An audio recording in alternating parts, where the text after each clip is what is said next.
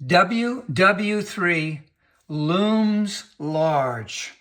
So this is Tom Dillon, the Lifetime Liberal. Today is Wednesday, July 29th, 2026. And again, the title is WW3 Looms Large. So right now, let's just think of Ukraine and Russia as a regional war, just for right this minute. But things can rapidly change in the Middle East. So when we started this out, obviously Israel wanted to suck on the TIT of the United States and use them to help them exploit and try and break up some stuff in the Middle East. Was they went after Iran and they went after the Iran proxies in Lebanon. And, but now it has expanded. And the question is, how much more will it expand and how much damage is being done and whether or not anything can be done to slow it down at all. So right now we know that Iran is being supplied by Russia in terms of targeting, and China is going to be supplying them with, I believe, some shoulder-mounted air defense systems. China's going to have plausible deniability because it's going to go through another country, etc. But, people are supplying other people, countries are supplying other countries armaments to help this war continue going on.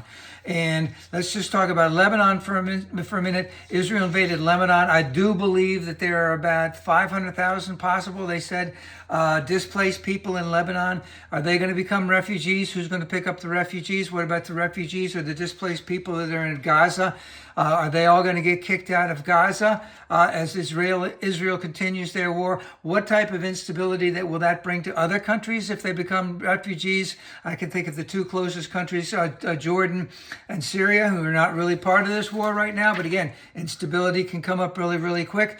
We know that Saudi Arabia is now more involved in the war. Why did that happen? Well, Saudi Arabia and the United States hit a number of places in Iraq of Iranian proxies in terms of arms, warehousing, and all kinds of other stuff.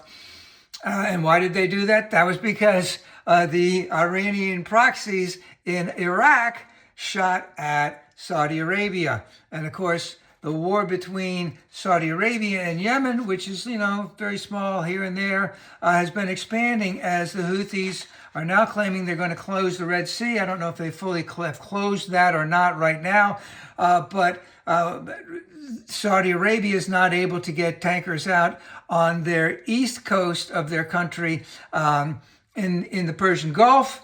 And if they can't get any of their tankers out on the west coast of their country through the Red Sea, things are going to be really bad in the very near future. We also know that at least 6 U.S. bases were hit in various Middle East countries. And let's just put it this way. These countries are not happy with the United States. A lot of them have a big tourist industry, and that's all gone down because a lot of stuff has been hit in those countries.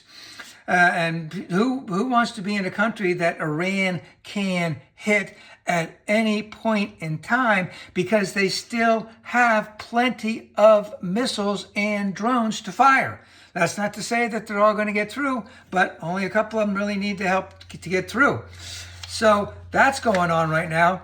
And like I said, that the Houthis, if the Red Sea's closed, we are in a deep trouble. And of course, what am I saying that all about? Well, the Strait of Hormuz, how long has that been closed? I don't know. How many ships are going through these last couple of days? I don't think very many have been going through. And in the Red Sea, whatever that strait is that's down on that side on the Red Sea, how much traffic is going through those areas? Remember, as less economic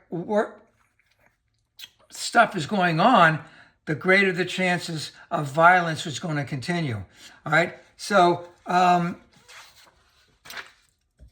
where can it lead to? And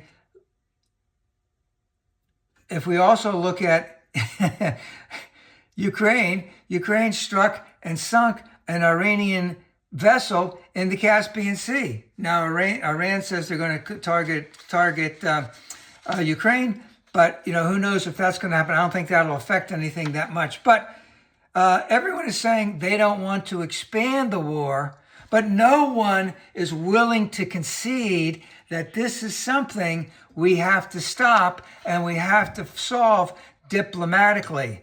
Now, and everyone hates diplomacy because I understand. Diplomacy is what? It's dry. It's boring. It takes an ultra long time. It's incredibly time consuming. But guess what? How have countries been able to not fight each other over the years and years? Because they have maintained diplomatic relations. That doesn't mean everything is going great in between them. It just means that war hasn't broken out. And again, I want to emphasize that every country in the Middle East and the United States and many other countries, especially in Europe, knew that this would be the exact thing that would happen if we started bombing Iran. So the Middle East has always been a powder keg, and it can expand very rapidly. I mean, this has taken 5 or 6 months, but nothing has really been solved. Nothing is, gas prices just went up, 8% today? Things are not looking good, and they can expand very, very quickly. And when that expands, violence begets violence, and that is not good. Now, the only thing I can say on all this is we know this is all being brought about by Trump, because Trump thought he could take care of this thing by his sheer might and determination and an incredible amount of audacity. But that doesn't work in the real world, right? That doesn't work at all.